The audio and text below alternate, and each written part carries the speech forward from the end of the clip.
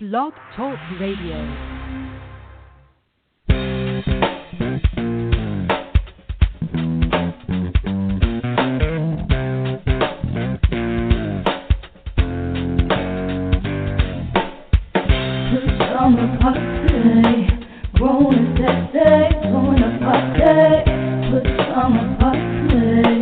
Party crew, keep it real for you. No clothes allowed. This is summer party. Grown and sexy, join the party. Put summer party. Party crew, keep it real for you. No clothes allowed.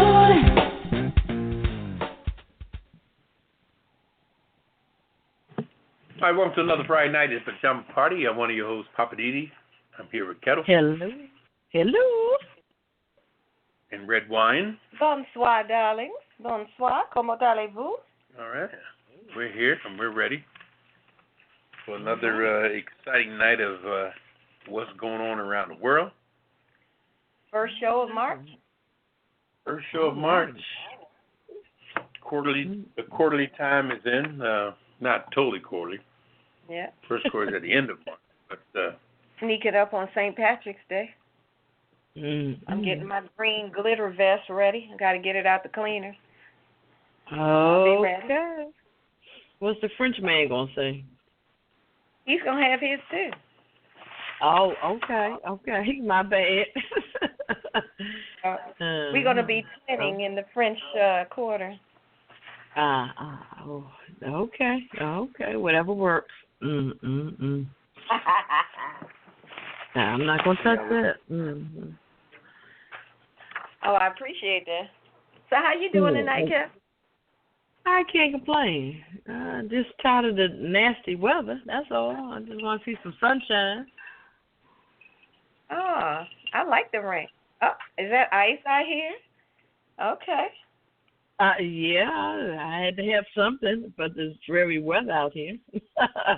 Oh, blame it on the weather. Okay. All right. Well, hey, let's do this. Okay. How you doing over there, Papa? I hear glasses over there, too. I'll red wine. Oh, whatever do you mean? Yeah, okay. Yeah, everything is good, Papa. You said you're all right? Yeah, I'm doing all right. Good. All right. Good. All right. Well, we're gonna let's shift get into on first into gear? it then. Sure, All why right, not? first gear. Do it. All right. Our hot topics tonight. No argument in Hanoi after talks abruptly collapse. Also, Cohen's testimony escalates Trump's legal troubles. And 5 major Catholic leaders taken down by church sex abuse scandal. Hidden and quitted headlines. House Oversight Committee issues ultimatum to White House. Also, Virginia's First Lady gave cotton to black kids. Really? Okay. Wow. Matt Gaetz under investigation by Florida State Bar over Cohen treatment. And he went viral for buying out a Girl Scout cookie stand. Okay. Also, little-known Black History facts. Hattie McDaniel, Dr. Rebecca Lee Crumpler, and Claudette Colvin. Also was popping with Poppa DD. Our weird news tonight. 2 arrested for brawl at buffet over crab legs. Okay. All right, people. What we coming to now? Man delivering crazy. Man delivering food alleged dips testicles in salsa over low tip, and man in gorilla suit breaks in home. I'm just saying, with red wine, you can keep your apology. Living for the City with Poppa DD, a surprise for us tonight, I'm quite sure. My Hollywood wrap-up, I got quite a bit for you tonight. Also, the cocktail of the week, the Almond Cruster. That's going to be very interesting. Our Kiss It list, and the last word. So sit back, relax, get your favorite cocktail, and we'll be back with the hot topics. I am Ketel from the original Pajama Party. If you haven't heard Pajama Party Show, you've missed out. We've got hot topics, hidden and quitted headlines, what's popping with Poppa DD, our weird news, I'm just saying with red wine, living for the city with Poppa DD, my Hollywood wrap-up, of course, the cocktail of the week, and the world-famous Ketel. And, of course, we can't forget the last word. We serve it up each week on the Pajama Party Show, and nobody does it like us. You can call us each week live on Friday nights at 9 p.m. Eastern, 914-803-8306, or listen live at www.apajamaparty.com. You can also follow us on Twitter at apajamaparty.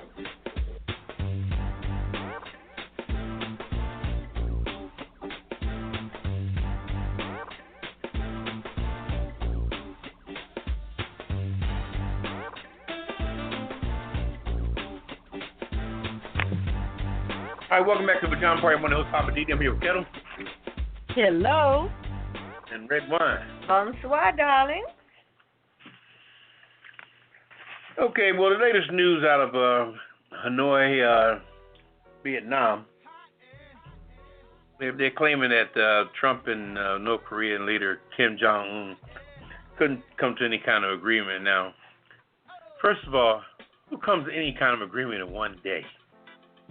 Okay, I mean, when you're negotiating, isn't there a strong time, a compromising time?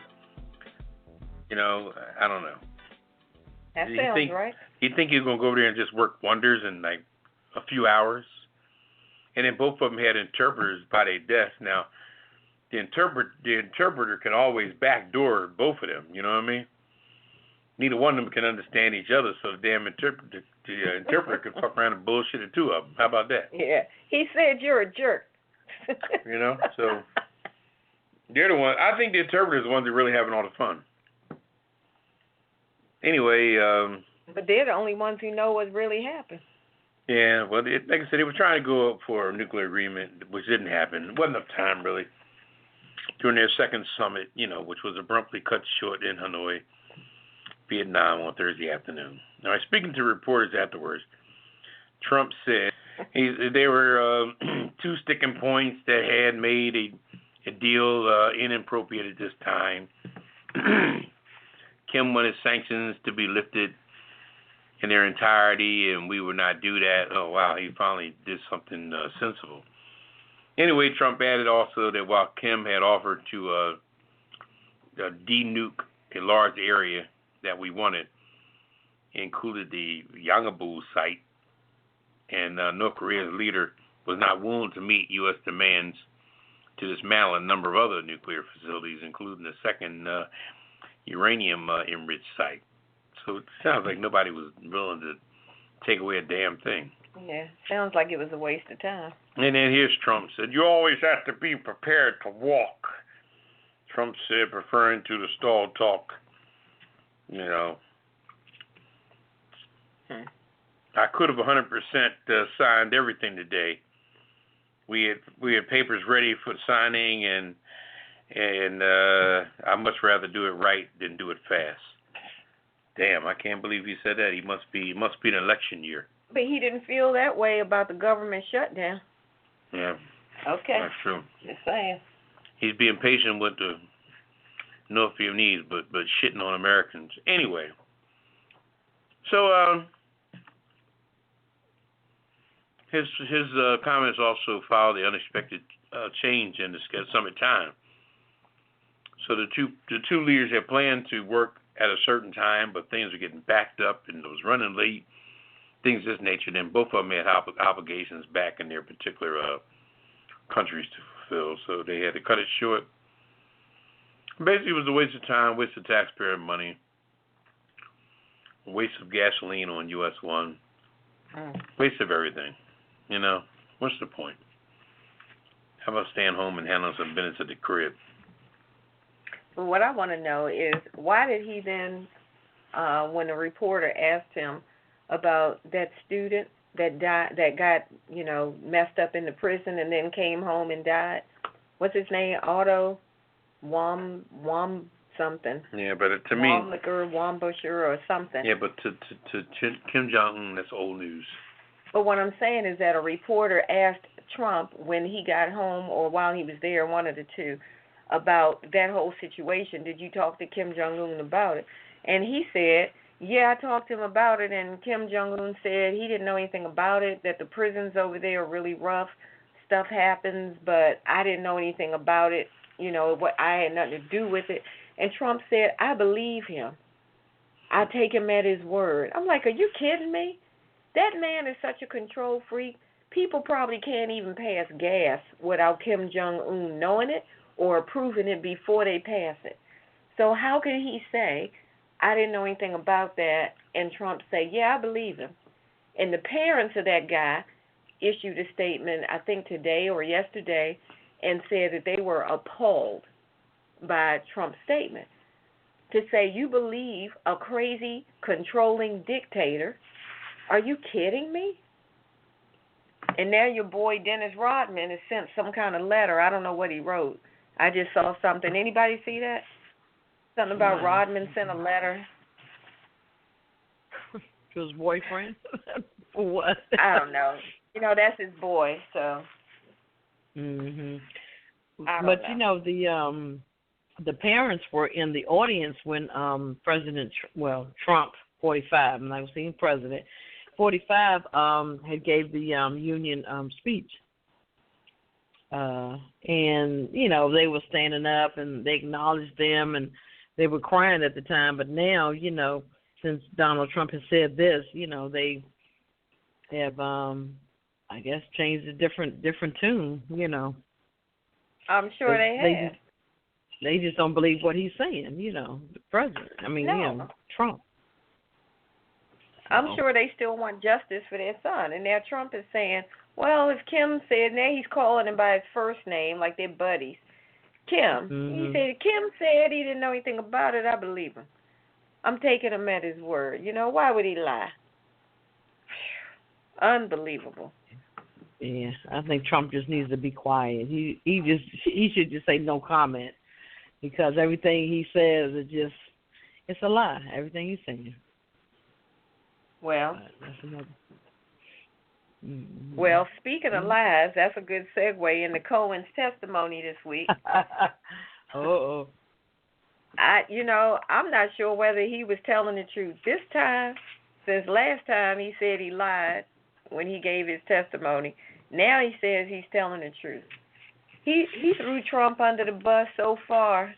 Trump should have tread marks on his whole body based on this testimony. But, you know, he used to be the fixer and lawyer for Trump.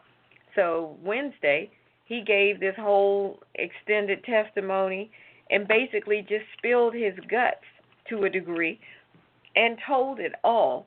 He answered the questions that the congressional committee had. They were asking him all kind of stuff. He gave them details about Trump's participation in campaign finance crimes. He explained different steps that Trump took after he got in office, talked about investigations and stuff that were going on and Trump's involvement in that. He also told the Oversight Committee, the House Oversight Committee, that the Trump Organization executives, including Donald Trump Jr. and the CFO, Alan Weaselberg, I call him Weaselberg, participated in what prosecutors have described in their court documents as a scheme to reimburse Cohen for the $130,000 that he paid to Stormy Daniels. That thing is still circulating. Because apparently, you know, nobody ever really told the truth about what happened with that. So Cohen testified that Trump had an arrangement that went back more than 10 years with somebody named David Pecker, who's the CEO of American Media Incorporated, which publishes the National Enquirer. And all of this had to do with basically shutting down the story about Stormy Daniels. So I guess David Pecker paid her money to buy her story and then put it on a shelf to keep it from circulating.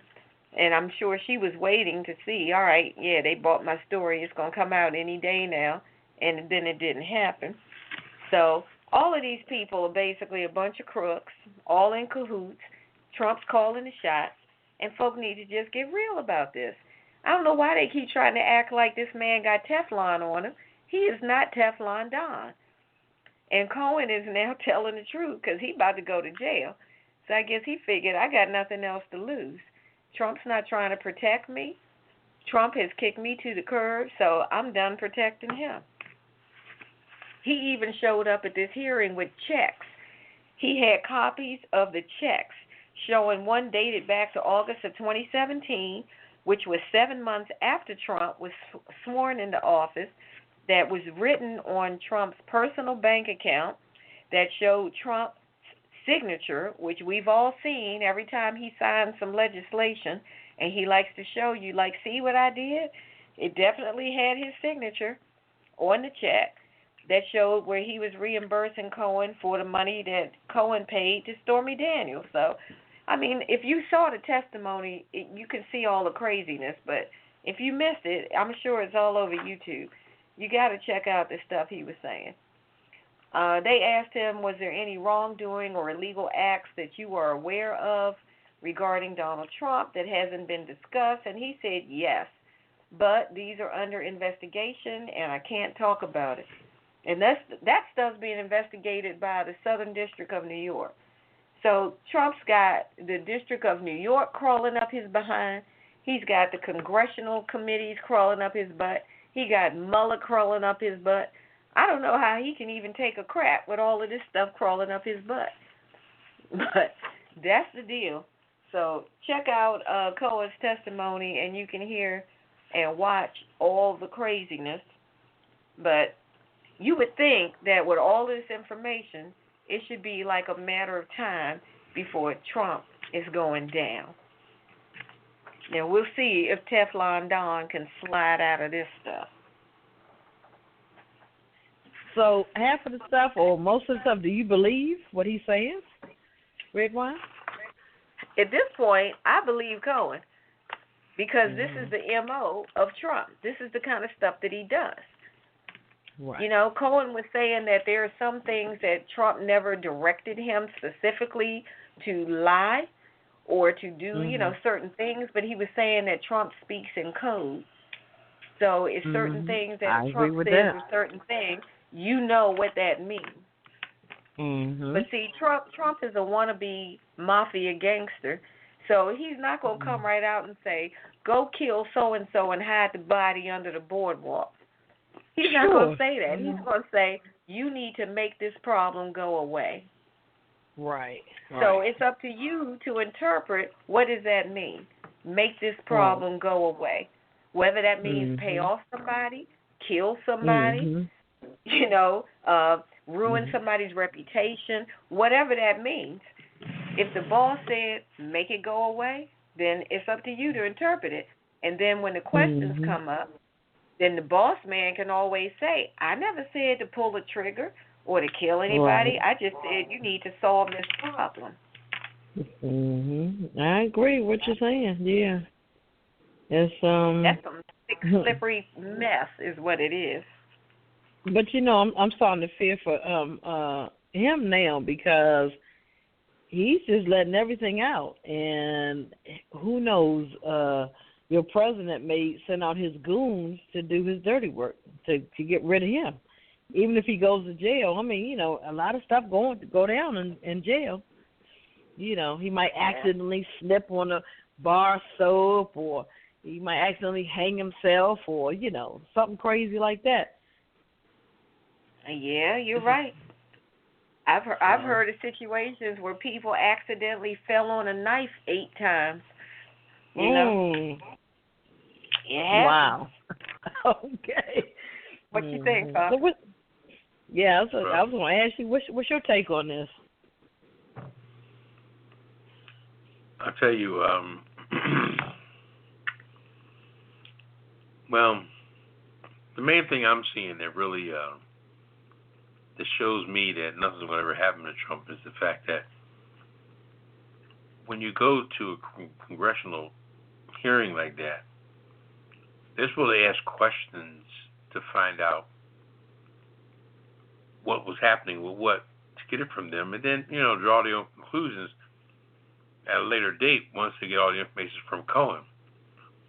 But the Republicans were battling back at Cohen. That's not what you're supposed to do at a hearing. You're supposed to just ask questions. But they were defending Trump. You know, people defend Trump like Trump's going to look at the footage and give them a fucking data boy at the end of the joint. You ever notice that? They defend Trump so strong that Trump's going to look at the footage and say, yeah, that's my man. That's my man from Missouri. That's my man. He's in my corner, blah, blah, blah. They're worried about that. So they bend over backwards to defend his ass because they think it's for life and country and that all white man fucking bullshit that they're defending. Well, what gets me, though, and like I always say, and this too will come to pass, you know what I mean? Trump is in his 70s, you know. 4 years from now, this man will be a lot older. You know, different situations will transpire in his life. And, you know, nothing lasts forever. And like they say in the sports world, Father Time wins every fucking time. So despite how sly, slick, and wicked you think you are, Trump's ass is going to slow down. I'm not wishing no bad luck on him health-wise, but that ass is going to slow down after a while. Most men do. Whether it's the prostate or whatever. You know, men got different ailments that just crop up on our ass after a while. You know what I mean? We start pissing in our pants.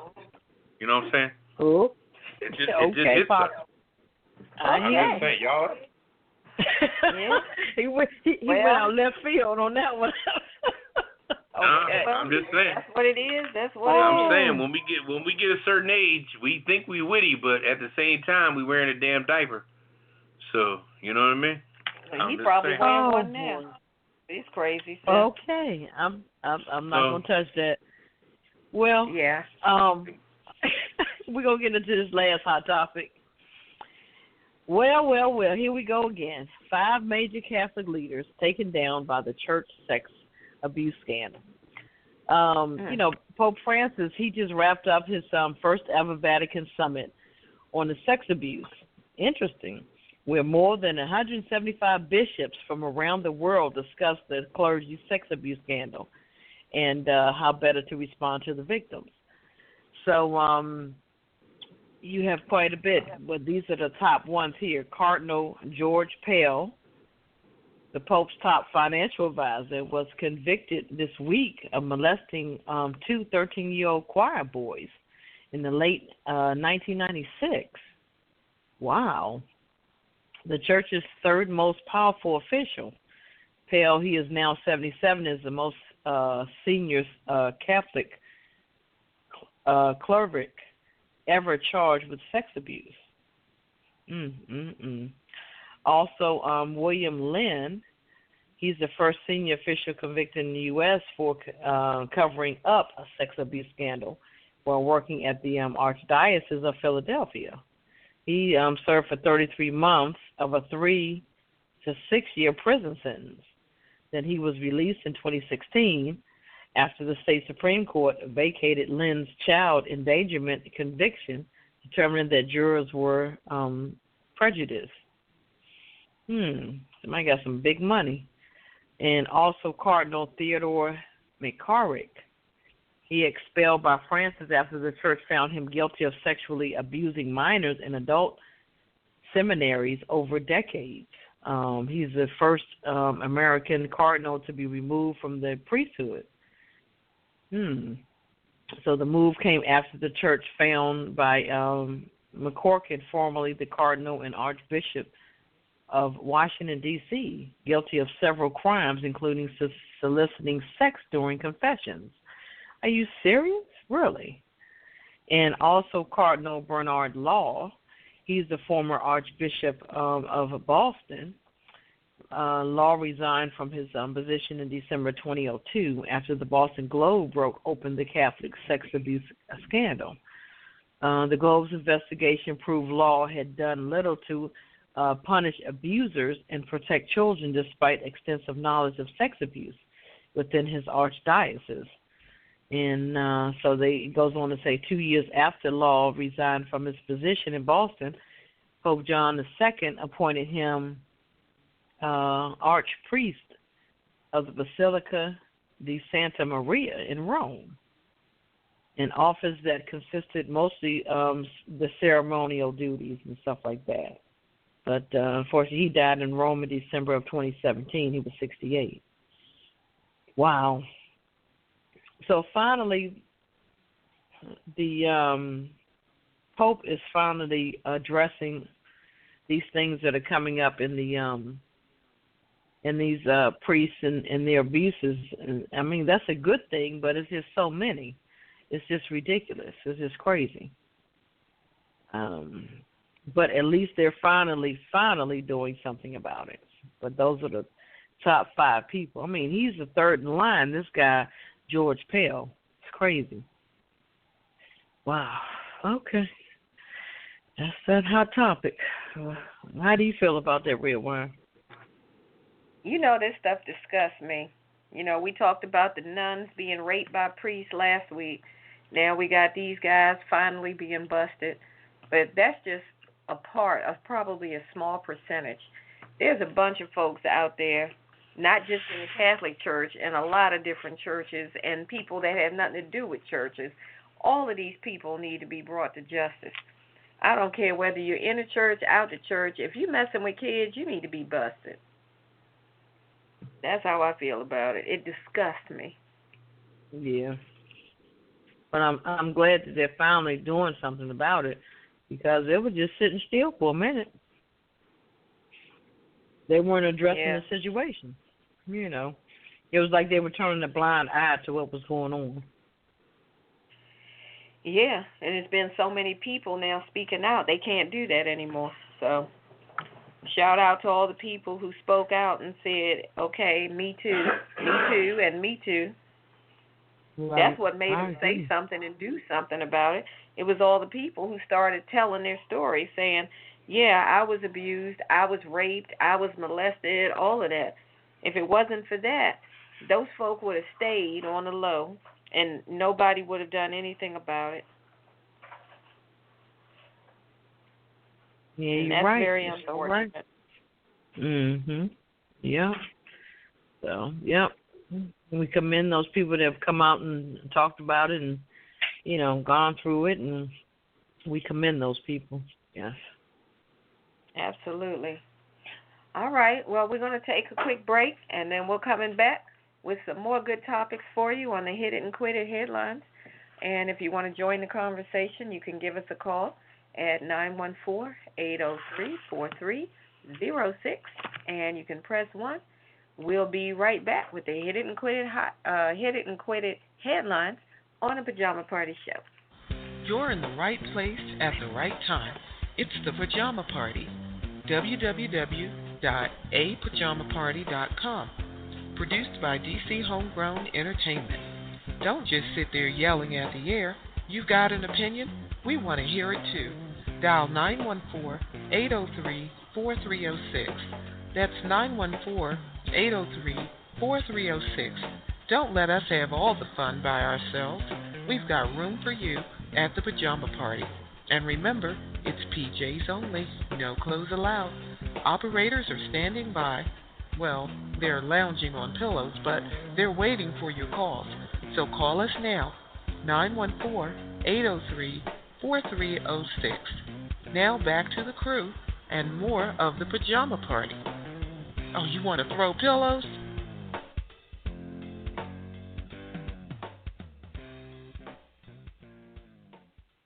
All right, welcome back to the Pajama Party. One of host Poppa DD. I'm here with Ketel. Hello. You. And Redwine. Bonsoir, darling. Mm-hmm. And it is time for the Hit It and Quit It headlines on the Pajama Party Show. If you want to get in on the conversation, give us a call, 914-803-4306.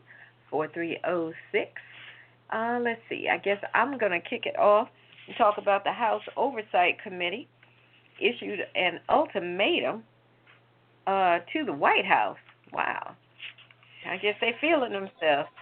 Chairman of the of the House Oversight Committee issued a warning today to the White House counsel, Pat Cipollone.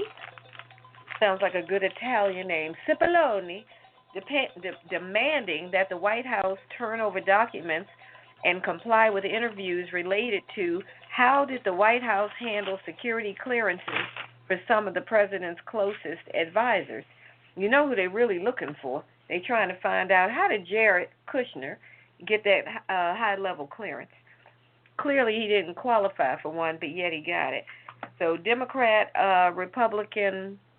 Representative Elijah Cummings of Maryland gave the White House counsel's office until March 4th to comply with the request. He said, I am now writing a final time to request your voluntary cooperation with this investigation. And this letter came after the New York Times reported yesterday that the president personally intervened to secure his son-in-law, Jared Kushner's security clearance, despite concerns from career officials. Now, of course, the president has denied that he personally intervened, but, of course, what else would he say? And, of course, if this is true, this is going to raise questions about what kind of derogatory information was obtained about Jared Kushner to recommend possibly denying him access. So this is all going to hit the fan. You know, if you remember, there was some stuff about Jared Kushner had all this stuff that he didn't disclose on his application to get clearance, and every time something came up, he was disclosing more and more stuff. Every time a question came up, it was like, oh, I forgot to disclose this, and oh, I forgot to disclose that. You know, if that was anybody else, they would have said, okay, you can't get a clearance. He would not have had the access to the White House that he now has. Anybody else would have been shut down. But, you know, now they're saying that they think Trump is the one who put the pressure on the people to say, give this man his badge. I don't want to hear it, give him his badge. I don't care what was on the paper, give him his badge. So now the House committee is investigating this. And if they find out, I guess that, now that's the question. What if they find out that the only reason he got it is because Trump put pressure on people? Then what? That's really what it boils down to. You can do all the questioning. Exactly. You can do all this questioning, all this investigation, all of this whatever. Mm-hmm. And if your committee concludes that Jared Kushner should not have gotten the clearance, he didn't qualify for that kind of security clearance, and there was pressure from high above, meaning 45 or someone high up, to give this man a clearance, then what? And that's what nobody's saying. They're like, okay, we're going to get to the bottom of it. So my question is, okay, and when you do, then what? Whose head is going to roll over that? Nobody's, and nothing going to be done. I think they just waste time with these committees. It's just a waste of taxpayers' money. It sure looks like. That's what pisses me off. You know, but we shall see. Mhm. Yeah, I've seen the Mrs. Ivanka. I haven't seen her in a while. She was talking the other day on the news. Every time she surfaces, she finds a way to put her foot in her mouth. Mhm. Who's that? The current wife? Jared Kushner's wife, Ivanka, not Trump's wife. All right, that's all I got on that. I'm moving on. Let's see, what else we got in Hit and Quit It? Mm-hmm. Well, I'll tell you what, though. Just to focus on that last story for a minute. The sad part about it is that whenever there's an investigation, I don't agree with what you said, Redwine, when you were saying that, Elijah Cummings is doing this and doing that. Why the hell does the black man got to put his fucking neck on the line for the bullshit? Well, he's the chair of the committee. Right. I don't know why. Right, that's true. Well, there's been a many committee and a many everything throughout the years, but it seems like whenever somebody's trying to take somebody down, because see, like you said, Ketel, nothing's going to be done with this. You know why? Because when Elijah Cummings said we're going to get them to the 4th, that means that the people that was involved in giving him that clearance are working 24/7 to clean that shit up. And today's the first. They're right there. They're on the computers now, trying to figure out the whole process and make an alibi and how to come out with a statement or whatever. You know what I'm saying? Yeah. So when you give somebody a date, oh my God, if you're going to attack somebody, you got to attack them here and now. By the 4th, man, they'll have that stuff so cleaned up and how it went through and who did what. They already talking to the jokers that signed off on it, saying how can we fix this up or what are we going to say when, you know. I mean, it's a mess. It's just, I mean, giving somebody a time frame to clean up their shit is almost like saying, go ahead and take your car to the car wash and wash off the evidence, and we'll see you Monday. Mm. You know, it's just, I don't know. It's crazy. Yeah, I like that. Yeah. Crazy. Yeah, you're right crazy. about that. Mm-hmm. Yep. You're giving them time to clean up their act. And people don't live for the day. People that are crooked are hitting that keyboard 24/7. They're up at 2 o'clock in the morning, figure out what they're gonna say. And we got till midnight Sunday to get this together and what we did with his clearance, yada yada yada. Who solved what? Man, please. Yeah. Some people got power and connections. Anyway. Hey, Papa, you just reminded me of Redwine and my favorite show, Scandal. They used to do the same thing. Scandal and How to Get Away with Murder. Yeah. Oh, the cleanup is a mess. Mm-hmm. Yeah, you're right. Yeah. Yeah. Why do you think that company is so rich that with the green truck, Serpro? Ha! You kidding me? They get more money from the insurance company than anybody. Oh wow. The insurance company pay them jokers first with them big green trucks. They come in and give us $15,000.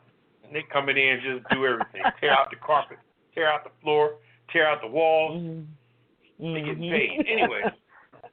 Virginia's first lady. Now, is this the guy with the Northam? Is this his wife? Yeah, that's his wife. Wow. Yeah. Okay. Virginia's first lady. Now, man, when did she get spent in the mix? Man, between the lieutenant, the governor, and the governor.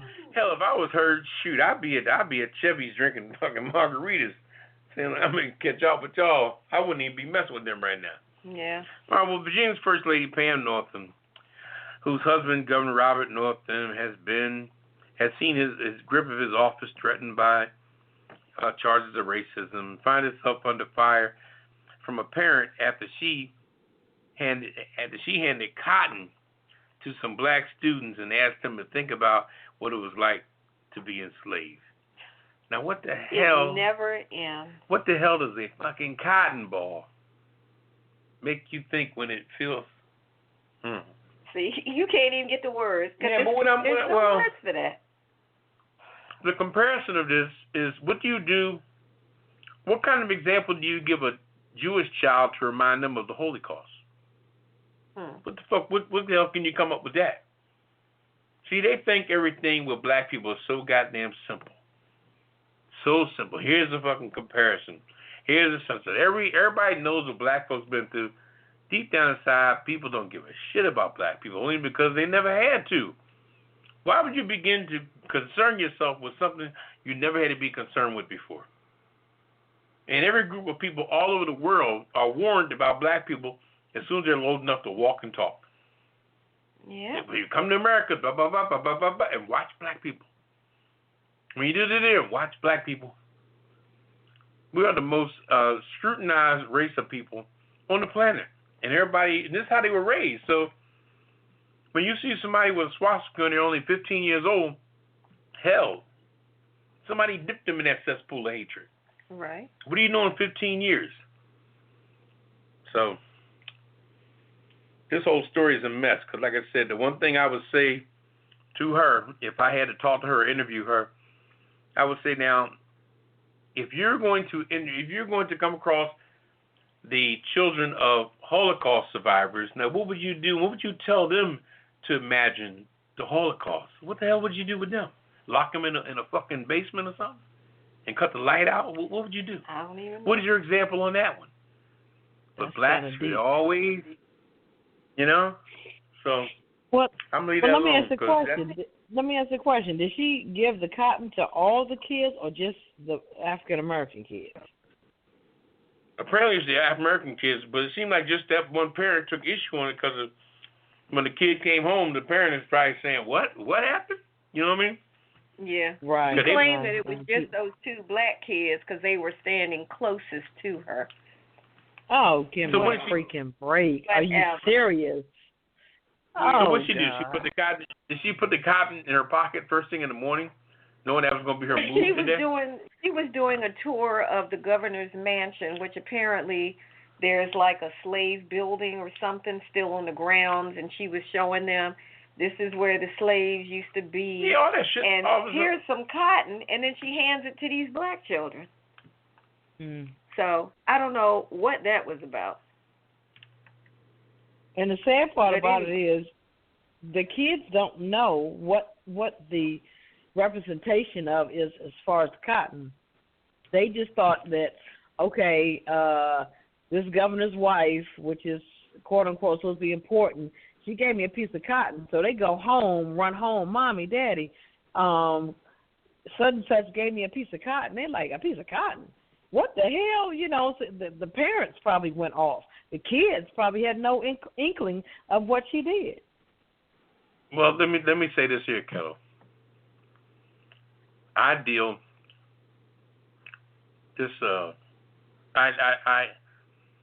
with younger people all the time on my job, okay? 30-year-olds ain't got a fucking clue about slavery. Some of them. Know what I mean? Wow.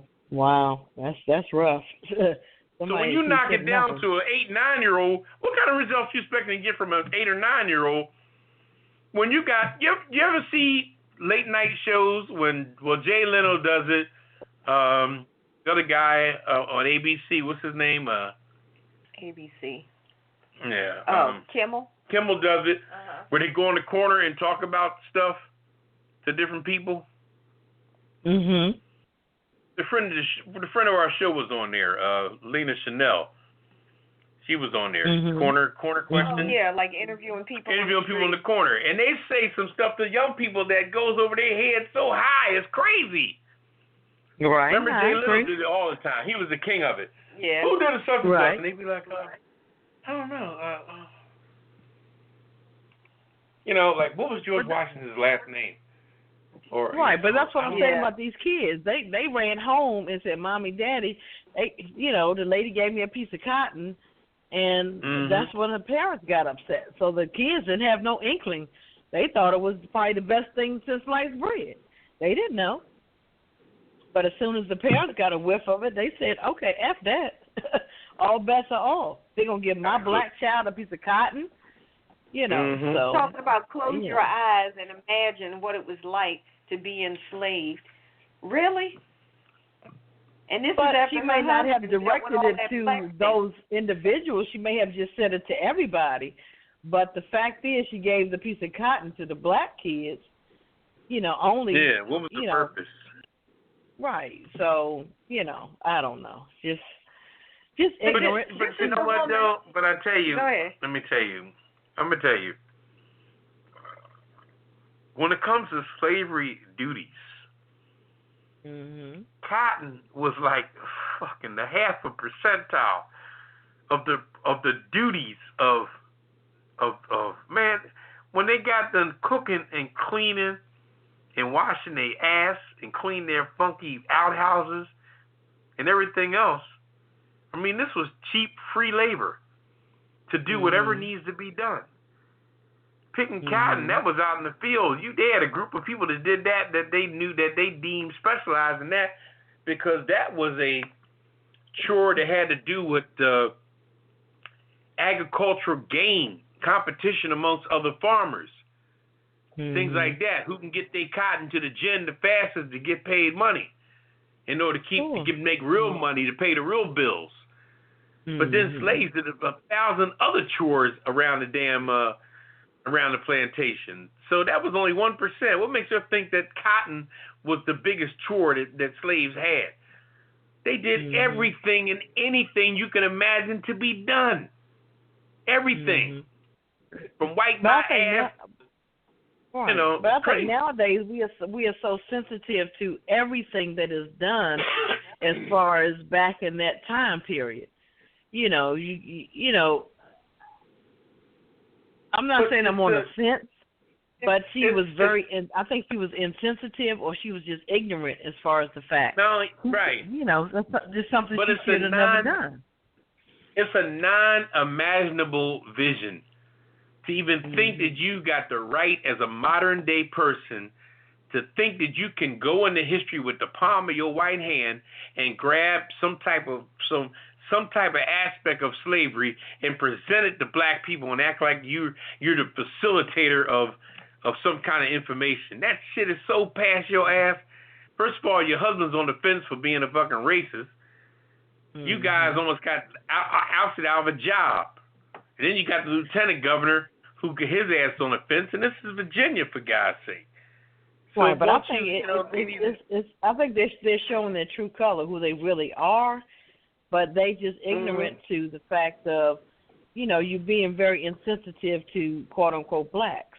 So you know you. But they never had to deal with. They never had to deal with blacks so up front and so up close and personal.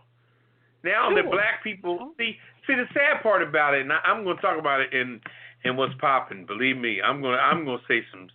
I'm going to raise the roof. But all I'm saying is that, you know, it's a deep situation. I think that what I'm going to say tonight is going to be a lesson for everybody, and I think everybody needs to take heed to it.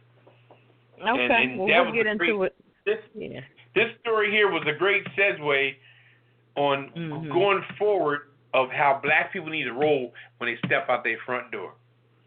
Anyway, I'm just going to say on that. Okay. Well, let me get on these last two hit-in quitters, and we can keep moving.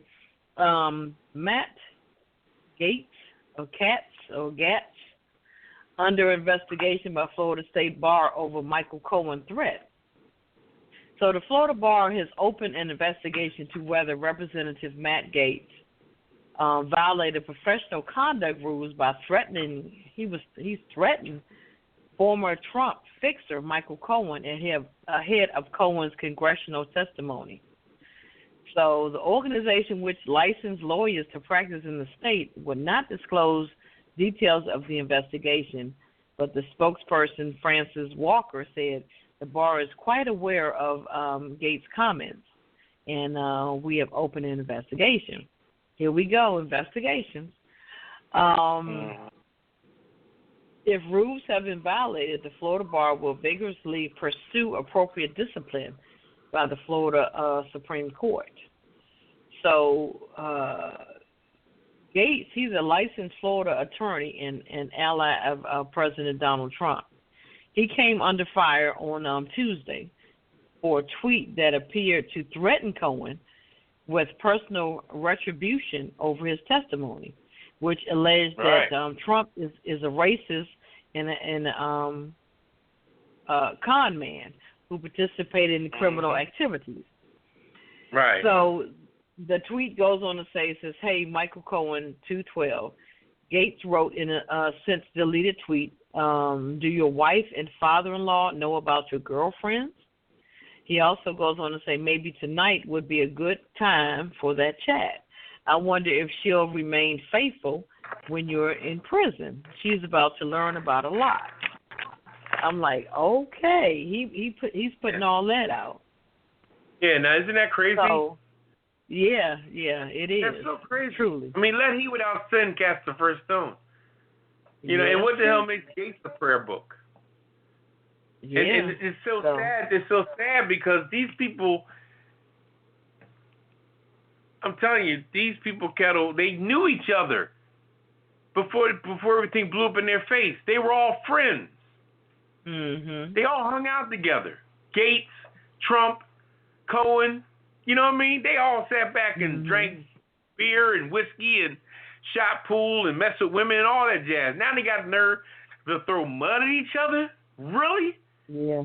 Let he without sin cast the first stone. All y'all jokers is full of crap. And then my thing is, this investigation, they just wasting taxpayers' money again. You know, it's that is going to show you the loyalty to Gates has for Trump because he wants to continue to kiss Trump's ass.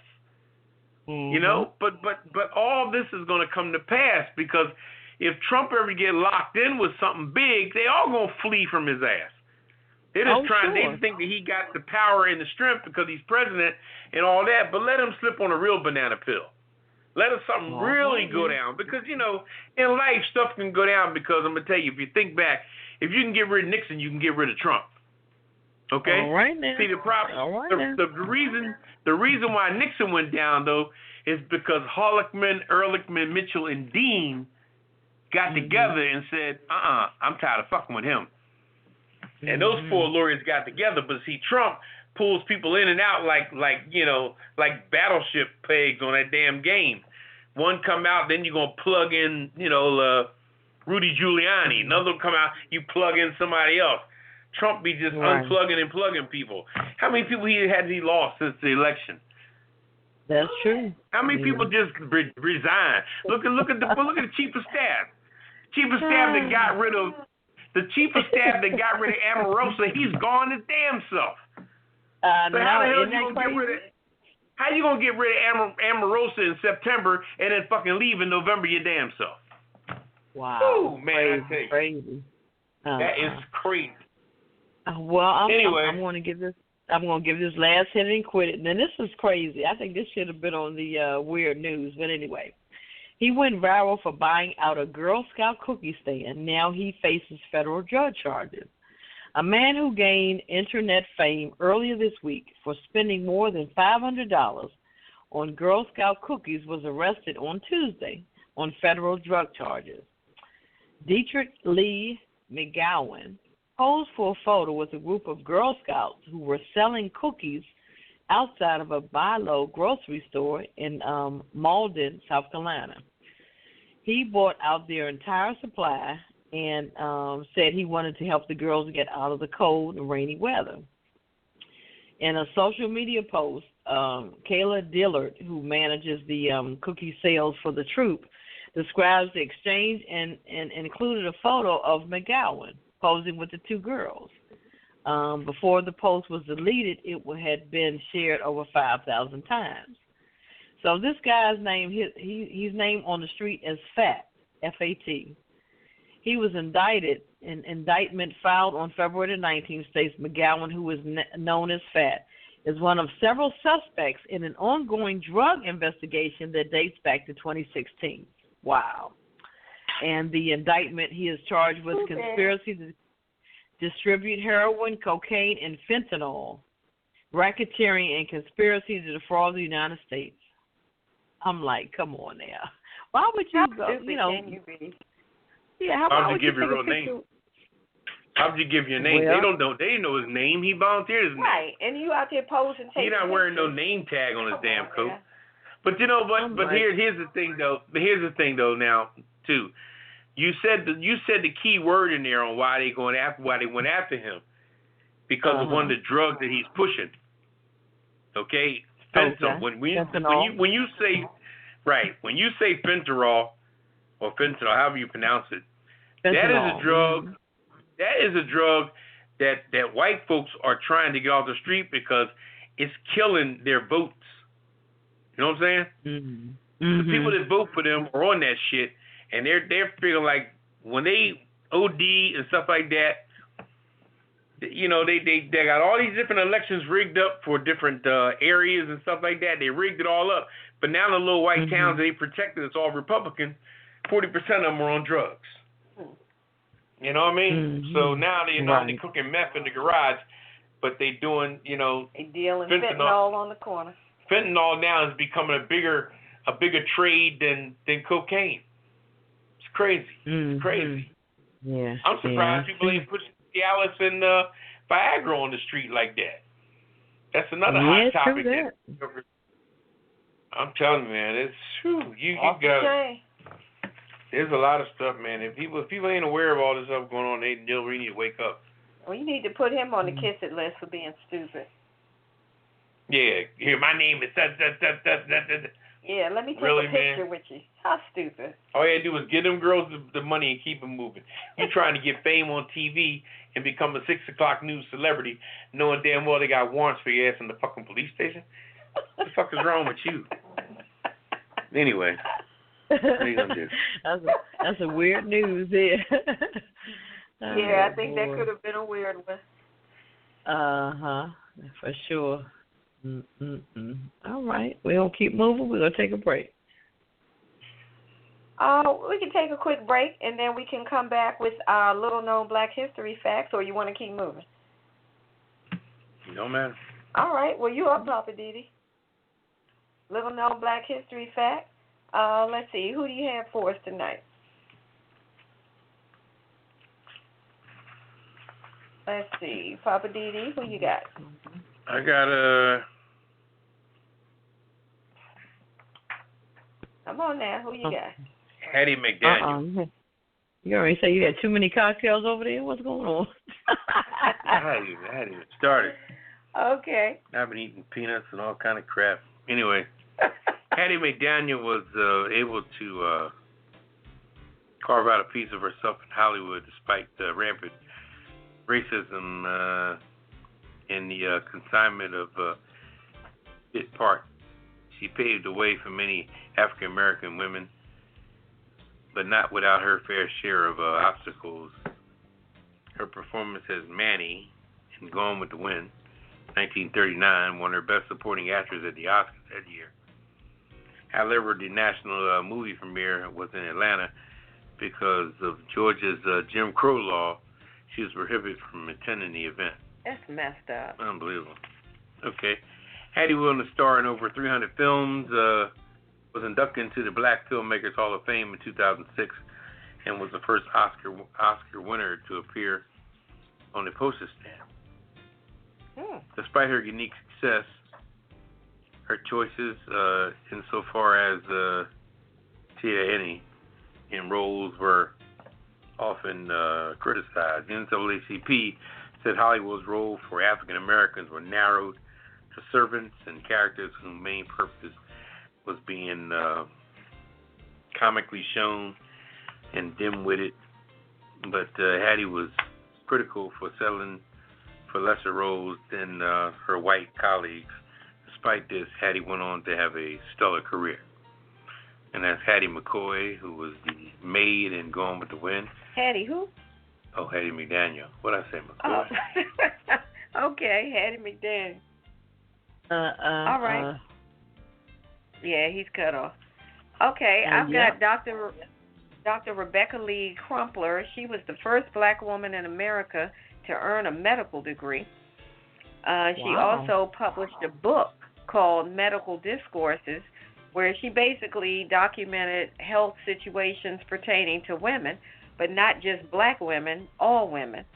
She was born in 1831, and by the age of 21, she moved to Charlestown, Massachusetts, where she worked as a nurse for 8 years. By 1860, she had applied to the New England Female Medical College and was accepted, and 4 years later, she received her degree of doctorate in medicine, becoming the first and only black graduate.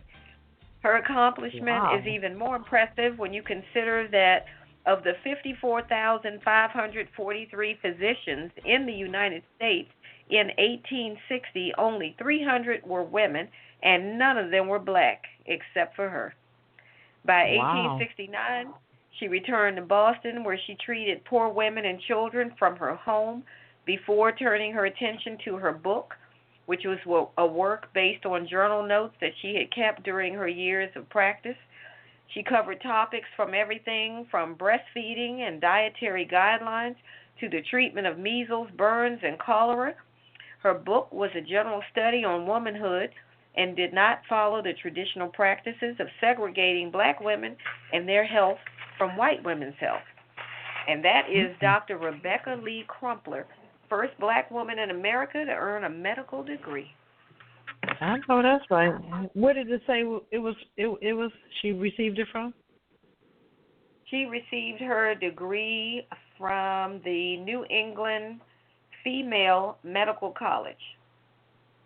Okay. All right. All right. I have Claudette Cole, 1860. Yeah, 1860. Wow. Okay. I have Claudette Colvin. On December 1st, 1955, Rosa Parks refused to relinquish her seat on a public bus. Parks' protest sparked the Montgomery bus protest and galvanized the civil rights movement. Yet, she was not the first African-American individual in Montgomery to stand up against injustice in such a manner. On March the 2nd, 1955, 15-year-old Claudette Colvin was riding home on a city bus after a long day at school.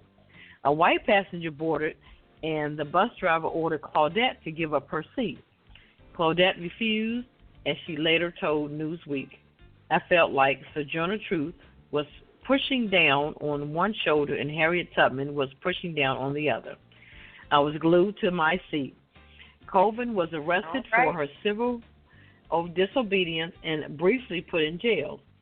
The NAACP and other civil rights groups considered rallying around Colvin's case in their campaign against Alabama's segregation laws before focusing efforts on Rosa Parks' protest 9 months later. Nevertheless, Colvin was one of 4 plaintiffs in the landmark Browder versus Gale case in '56, which ruled that the segregation laws of Montgomery and Alabama state were unconstitutional. Okay. Commend her. Wow. Wow.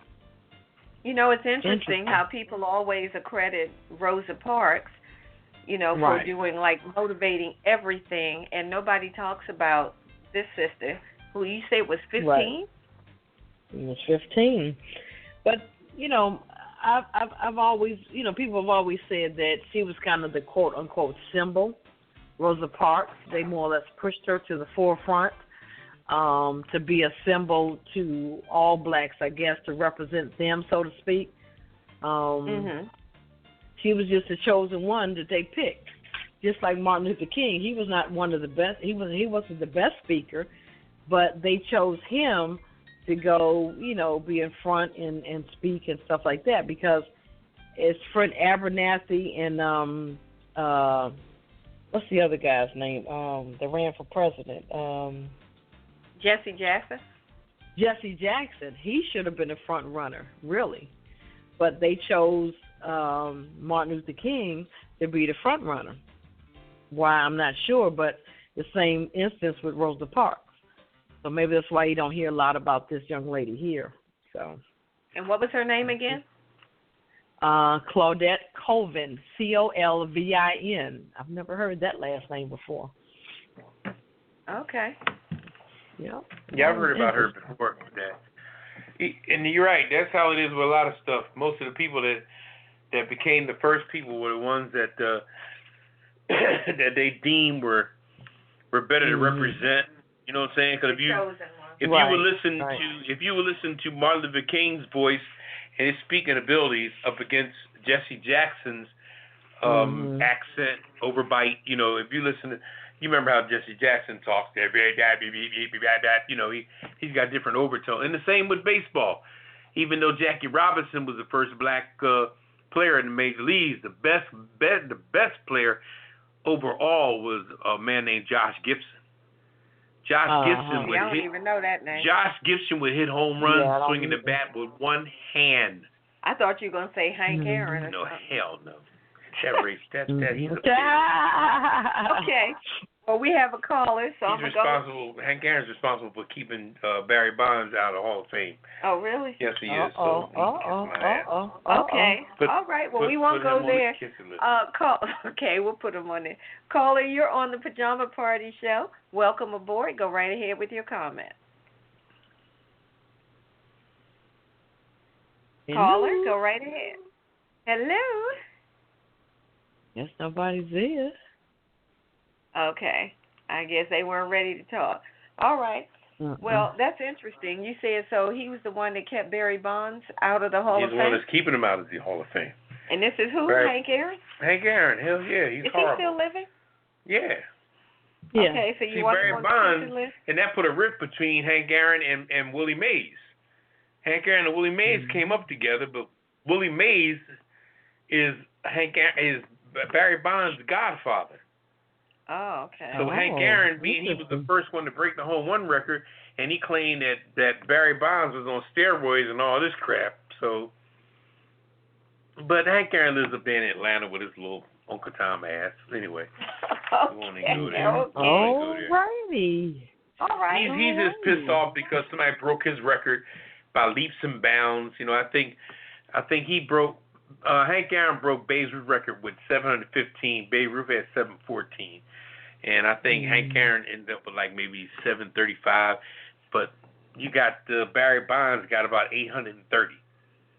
So he took him over. Oh, but he's saying, steroids. Yeah, what got him steroids. there, Yeah, so. but you got to hit the damn. I don't give a fuck what you want. If you can hit that bat with a damn ball, shit, I think it's a hit. Shoot, you could be on whatever you want, but somebody throw that ball at 100 miles an hour, you still hit it, then you good. Okay. Anyway. All right. Well, while you got the mic, you want to go ahead into what's popping? Yeah. Let me see here. You know, give me a little disclaimer because I'm about to go in. Oh boy. I'm about to go in. We haven't had to do that for a minute. Yeah, buddy. Okay. Well, we're gonna go ahead and do that real quick. Let's see. Let's give Poppa DD a disclaimer so we don't get into any kind of trouble. The following program contains coarse language and nudity. Viewer discretion is advised. All right, go for it. What you got? All right, now I got everybody's attention. All right, now, starting tomorrow morning, right? When you go out of the house tomorrow morning or tonight, whenever you go out from now on, okay? If you're a person of color, mostly a man, but I would say it's almost for everybody. Just remember who and what you are, okay? Because the rest of the world knows. Every country around the world, no matter where it is, Middle Eastern, Saudi Arabia, India, Guatemala, Pakistan, no matter where they go, they're always informed that when you get to America, watch out for black people. That is a word on the street. That is what is taught. That's why when people see us, they avoid and evade us. They have been so stirred up and crooked out with different looks of politicians. Why do you think politicians wear these ties every day and have these haircuts and these different images they project? I was in a train station the other day and I saw a white guy in there who was homeless, and this motherfucker had on a suit jacket. Okay? I didn't realize he was homeless. I looked down at his feet and saw the shoes totally busted open and fucking green toes sticking out of it. But he had his hair combed back with some type of mousse on it, and he had a suit jacket on with some type of polo shirt. So from the top end, he looked like you would look at the anchors on the news, you know? You never know an anchor on the news could be butt-ass naked from the waist down. You never know it. And this is how this guy was at the train station. Until, like I said, I looked down and I saw his feet was decaying and shoes all fucked up. But up top, I said, wow, look at that. Which shows the image that they have projected through the years, that they're still covering that and holding that in the homeless time. They're still holding on to what it takes to manipulate America. I'm going to give you another example. I was in a liquor store a couple of days ago. I go in there and a Spanish lady walks in, no particular age, you know. She walks in. Now I'm standing in front of the freezer looking and seeing what particular 12-pack I wanted to buy. She's looking for Corona, of course, okay? So I was obviously standing in front of the Corona door, but there was other beers in there. This woman stopped right in front of me, just like I wasn't even standing there, and I'm damn near, 6 feet, 250 goddamn pounds. I know you saw my big black ass. Stopped right in front of me, then had the nerve to turn around and ask the gentleman behind the counter, right in front of my face, where's the Corona Golden, whatever. right in my face. And I'm saying, I want to say, bitch, get the fuck out of my way. I'm standing here long before you even, I saw you when you came in the front door. You stopped in front of me, turned around, looking for customer service, yelling at the guy behind the counter right in front of me like I didn't even exist. And I'm saying to myself, boy, we are some invisible motherfuckers. Where people, like I said, in Pakistan, you name it, Guatemala, Mexico, you name it. The word on the street is that when you see black people, you ain't got to give a fuck about them. That's their thought process. So I say to you black people, starting tomorrow morning, go out there knowing what the hell people are thinking about you, knowing how people feel about you, and play it accordingly. Stop being so, step and fetch it. Stop being so hospitable. I know what your parents taught you, and do that to people who give a shit about you. But stop trying to overhelp motherfuckers. Because sometimes they know that's what we do, because they know our history. So they'll play on you. They'll play on you to be so nice and so gentle. Do this, open the door, hold it, yeah, that's just how I was raised. We know how you were raised. But don't be taken advantage of. Let's give an example, okay? Little example. The time frame when they were following black folks around the convenience store. You remember those days? Oh, yeah. They probably still exist, but remember when it was popular to follow the kids and black people around the Rite Aid or CVS? Remember the security guard will follow you from aisle to aisle. Mm-hmm. Now, if they're doing that, if you're a little white lady, let's say mid-60s, early 70s, or mid-50s, early 60s, now, wouldn't it be advantageous to you to go in that same Rite Aid, whisper to the closed-minded fucking security guard, there's some kids in the back of the store. I think they're stealing something. All right? Now, that security guard is going to bust his ass getting to the back of that store. Now, you, with little old lady, with your fucking big empty-ass fucking shopping bag, can rip that store off fucking blind. And that's what they were doing over and over again. While they were watching black people, white folks was in them stores stealing them blind. Because we have to understand, too, let's go back to how we are, how we were raised, how nice we are, how open-minded we are, how hospitable we are. But white folks, some people wasn't raised like that. Their parents taught them to get what you can get. Do what you got to do. Just pass it. Just get by. There's no grade average on the bottom of your degree. Just get that degree. Yada, yada, yada. And they didn't say that aggressive, but that's the order of the day in most people. Most black people sit down and try to do the best they can on a test. If some people know that test is just to be passed in order to get forward to what you're trying to get, fuck it. I'm going to cheat if I have to. You look in colleges and all these different Ivy League colleges, you think these motherfuckers are that smart? No, hell no. The internet now, the phone, all kind of crap, you know what I mean? Mm-hmm. People wrote the book on that stuff, cheating and stuff like that. So I don't want to get off on a tangent, but let me just get back to this. Know that we are marked people coming in the door, and I'm not saying this to be radical. I'm not saying this to be put a fucking red, black, and green sign on your headband. I'm just saying the fact that the lowest scale person in the world feels like they're above the black people. So please, when you go out in society, watch your back. Use your peripheral vision. Let people go ahead of you when you're in the store. Don't be hostile or anything. Go take your time. When you go in a place, somebody jump in front of you, don't worry about it. Because see, when you go off, you're going to be the marked person. Because as soon as we go off on something now, we're the angry black person. So we got to be cool. We need to go there, take our time with everything we do from when we leave out the front door to when we go in the house at the end of the day. We cannot be hostile. That shit will get us fucking killed. It's so sad to show how much people are shaking us down every day, trying to wonder who and what we are.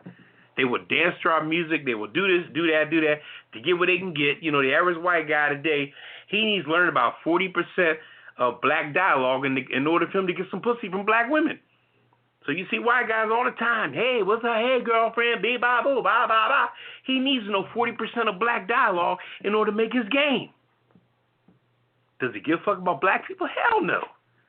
But he knows what it takes to make the black girl laugh.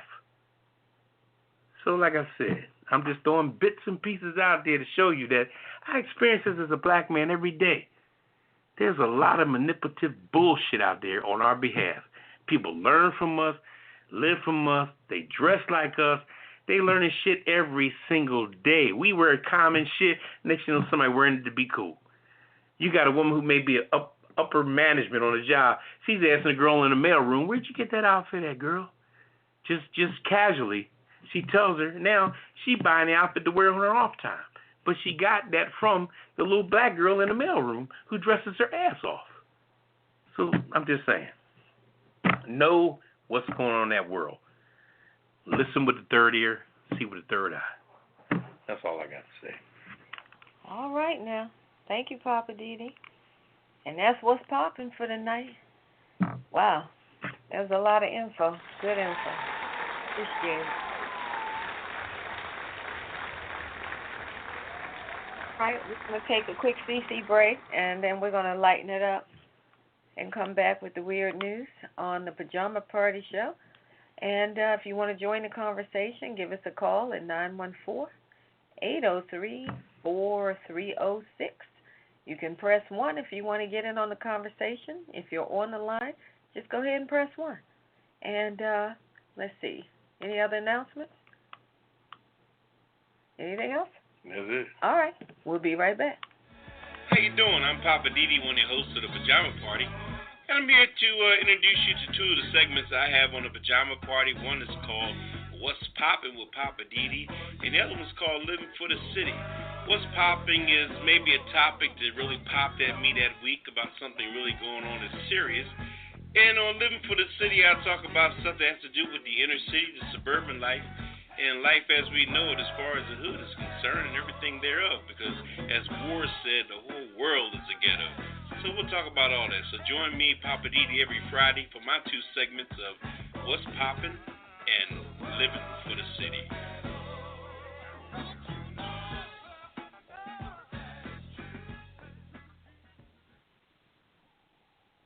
All right, welcome back to Pajama Party. One of your hosts, Poppa DD. I'm here with Ketel. Hello. And Redwine. Bonsoir, darling. And what time is it, Poppa DD? What time is it? I mean, what's the time for? What time is it? Yeah, I'm just trying to follow what she says. I know, that's why I said let me clarify. I don't mean what time is it. What is it time for? I think it's time for you to go get a pedicure because you got some hammered toes over there. And see, nobody asked you all that. And why are you looking at my toes? I can use it. See, your foot freak would be looking at toes. I can use her toes to hammer. Anyway, it's time for the weird. Speaking of weird, it's time for the weird news. So I'm going to kick it off. Talk about weird news. Let's talk about crab legs. The claws are out. A fight for crab legs at an Alabama buffet turned into a wild brawl where hungry, man, this is crazy. That's a damn shame. Hungry diners jousted with tongs and smashed plates, and it ended with 2 crabby customers in handcuffs. Tensions at the Meteor Buffet restaurant in Huntsville boiled over Friday when the customers waited in line for at least 10 minutes for the crab legs to hit the smorgasbord. Then all of them scuttled to serve themselves, police said. They've been waiting there for the crab legs for a good 10 or 20 minutes, and when they finally came out, everything got heated, especially if someone has taken more than their fair share, said the police officer Gerald Johnson, who happened to be eating at the restaurant when the clash occurred. There's a woman who's beating a man. People are moving around. Plates are shattering everywhere. Johnson said the seafood-centric skirmish sounded like a sword fight as the crustacean-craving combatants turned service tongs into weapons. It's not something you typically hear. If you can imagine a fencing match, he told the local news outlet. Cops arrested customers John Chapman and Chiquita Jenkins. Oh, there we go. There we go. There we go. I knew it. We're dining at the $10 and $58 a plate joint with their kids. That was my next question. What was the racial mix? It was mixed. John Chapman. That's what I wanted to know. I said, you know what? You ain't gonna finish this story, Redwine, But let me tell unless you tell me the racial Let me tell mix. you what had happened was Okay. John Chapman was an older white man. No, of course. And in his mugshot, he had a Band-Aid on his head. Yeah, because Shaquita whooped And his ass. Shaquita Jenkins, her hair was standing straight up, and she looked like, yeah, come on, hit me, I dare you. So, But what gets me, audience, is that them damn Asians give out the skinniest motherfucking crab legs you can find. You ever see them damn things? They buy look like those my baby malnourished finger. crabs. They buy those malnourished Yeah, crabs. those crabs got their diabetes ridden. I mean, it's crazy. This place was charging $10.58 a plate. These people stood in line between 10 to 20 minutes waiting on crab legs, and when they came out and they didn't go long enough, in Little the line, skinny ass, little waterlogged ass crab. was fighting up in there.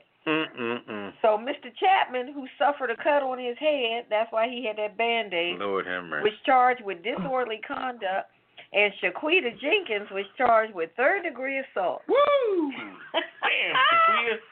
Shaquita was lighting them up. Should have put the tongs down. Oh, boy. I'm going to light them up because I came here for some crab legs, and I'm going to get my crab legs. So what did the Asian owners have to say about it? Nothing. I guess they would like call the cops, get these folk out of here. Yeah, that's probably what they did. Yep. All right. Well, I got one. Man delivering food allegedly dips testicles in salsa over low tip.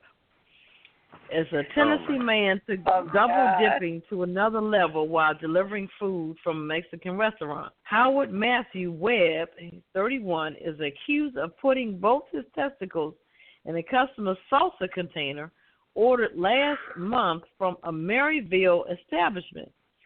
The Knoxville News Sentinel reported.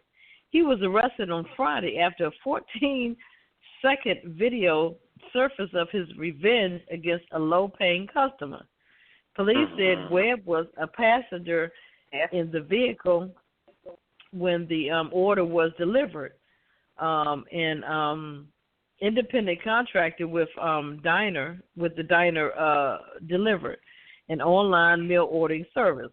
The driver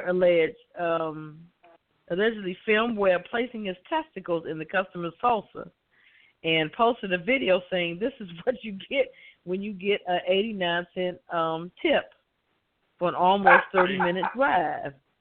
Webb is he says, "Oh, it feels good," the restaurant said. The video began to circulate online, and dinner delivered notified authorities. Police arrested Webb to charge him with adulteration of food.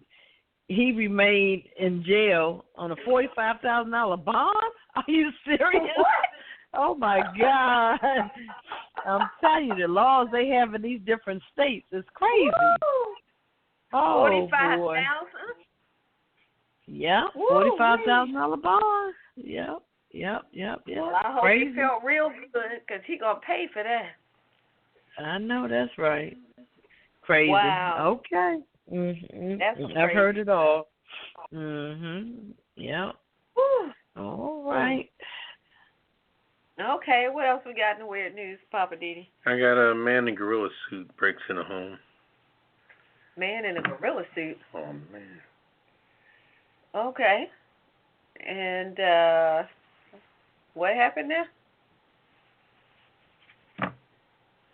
Man in gorilla suit breaks in a home. Police say a man wearing a gorilla suit broke into Louisiana home and hid under a mattress before officers arrested him. Wow. News outlets quote that Suffolk Police Department spokesman Mel Mel Esses in Thursday's report saying that the officer saw Jeremy Morgan walking through the yard in a costume. They had received calls about a suspicious person looking in the homes.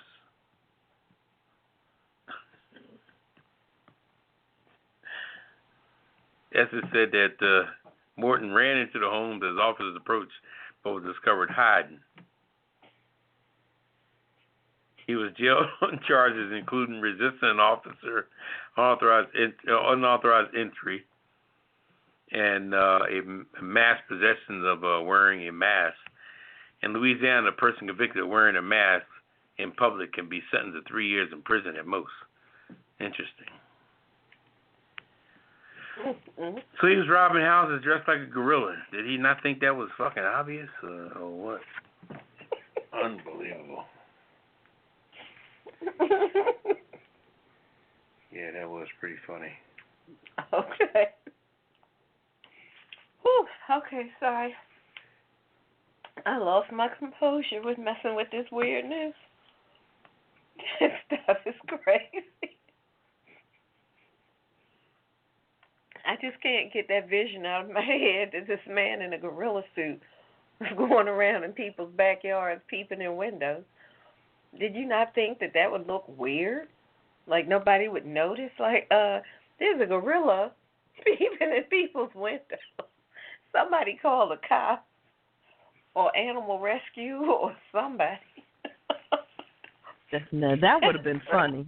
Somebody called animal rescue. That would have been a good one, truly. Mm. Oh, my goodness. All right. Let me recompose myself. All right. Yes, please do. Okay, sorry. I slipped. Okay. I'm just saying. I'm going to go right into I'm just saying. Because I want to talk about these apologies. You know, we keep hearing people do stuff and then they apologize. And it seems like we're supposed to just, accept it. And I can only speak for me, but I'm tired of it. So tonight I'm just saying, it's becoming a regular event to hear some grown person who should know better apologizing for something ignorant or racist or sexist or insensitive that they have either said or done almost every day of the freaking week. I'm just saying, you can keep your apology. I am so tired of hearing politicians, people in power, entertainers, etc., apologizing for stupid things that they say. So here's a tip for you all. How about think before you act or speak, and maybe you can avoid doing things like giving black children, cotton while talking about slavery, or concocting slavery games about the Underground Railroad for Black History Month, where you have black children acting like runaway slaves. Clearly, these people could not have thought these winning ideas all the way through. Or if they did, the alternative is that they're just outright racist slugs, and their apologies ring as hollow as they sounded when they said it. I'm just putting it out there. I'm just saying, you can keep those apologies. I've even heard men who plot and kill their wives so that they can be with their new side piece tell everybody how sorry they are after they get busted. But in reality, you're not sorry about what you did. You're sorry that you got busted. So all you folks that are killing your wives, women that are killing your husbands so you can be with somebody else, we don't need your apologies. They have no value. So what's the point?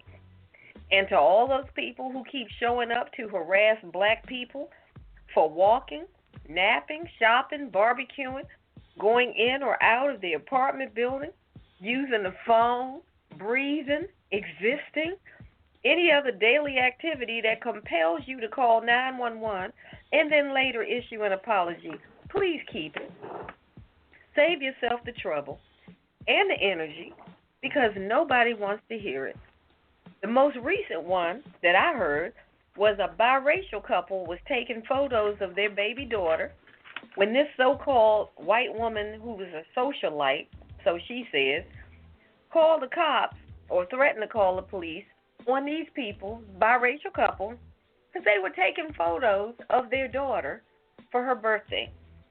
And she was saying, you on private property, and she was smacking at their camera, all this crazy stuff, talking about she's going to call the police, etc.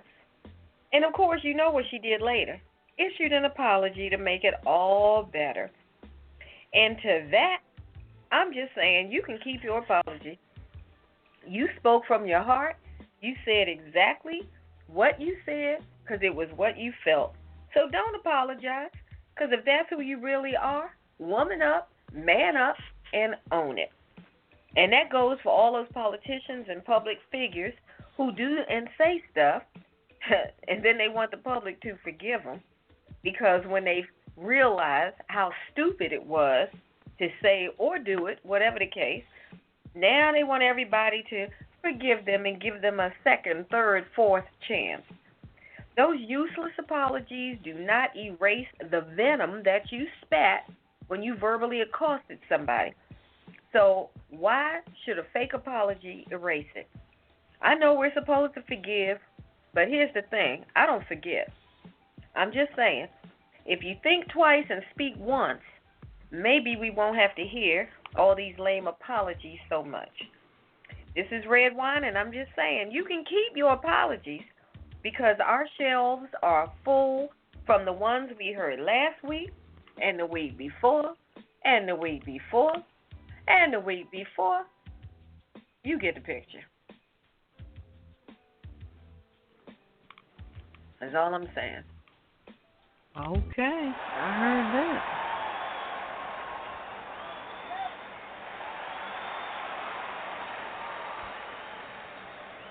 You know, I'm trying to keep my graceful nature, but this mess makes me want to just curse somebody out, you know? I'm like, how many times are y'all going to say this stuff, curse them, do this crazy stuff, say things, and then, oh, I'm so sorry, I apologize. Like that heifer from Harford County in Maryland that referred to PG County as those niggas in Prince George's County, or that nigga county, however she phrased it. And then when she got busted, oh, I apologize. And when somebody brought it up to her again, I already apologized. People calling for her to resign. She was like, no, I'm not resigning. I already apologized. I'm done with that. See, that's how they really feel. I'm sick of that bull crap. Yeah. And that reminds me, I need to find her name and put her on the kiss it list. Heifer. All right. Enough is enough. I heard that. Heifer. Okay. Okay. Just saying. All right. If you guys want to get in the conversation, hit us up tonight, 914-803-4306, and press 1. I think we're going to take a little CC. We're going to take a little CC break after that. We can go. I can go right into mine. Papa said he's ready, so let's let him go. All right. Well, come on. Because just like I said, in what's popping, inadvertently, Redwine kind of spoke on the same matter. Okay, now when Redwine, who is as bougie as they come, I gotta be all that. When she finally comes back to life, back to nature, and back to who she really is getting ugly. Now, you know what I mean? I'm radical from the door. Anyway, but like I said earlier, just to reiterate, you know, if you're just joining us, the fact that, you know, black people are marked people. People teach them from kids to stay away from black folks all over the world, everywhere from Saudi Arabia to the Middle Eastern to everywhere, China.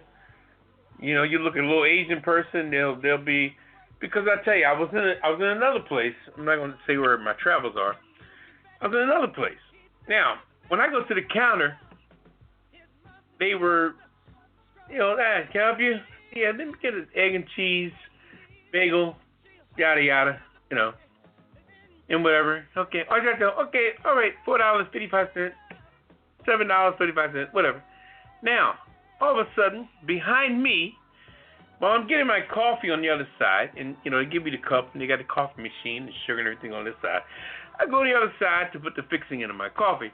All of a sudden, 3 Spanish guys come up there, and they have on, like, the vests and everything, hard hat, like they were construction workers. Now, mind you, there were 2 Spanish ladies working in this little delicatessen delicatessen inside this train station. Now, all of a sudden, the conversation just got live, okay? And they're speaking Spanish, but they're speaking with happiness and, okay, I got that thing called patacas, the other girl's over there, she's frying eggs. We're on the other side. The one Spanish guy said to her, she says, what I'm saying is that when the Spanish guys came up behind me, talking to the two Spanish girls that just asked me what the fuck did I want and how much does it cost, and the coffee's over there, nigga, get out of the way. So when the three Spanish guys came up behind me, they were having a conversation fucking party. I was like, damn, these motherfuckers. And they speaking Spanish now, you know what I mean? Because they go back to their own tongue. Because they're not trying to let you hear, and they'll even say shit just to make sure you don't speak fucking Spanish. They'll say little key shit. And if you don't react, they like, that motherfucker's in the dark. Okay? And this is not the first time this happened. This happened also, I think I was at Red Lobster one time. And this now was an American thing.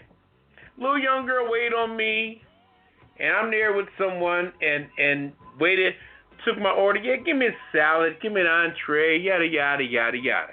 Little white girl, okay?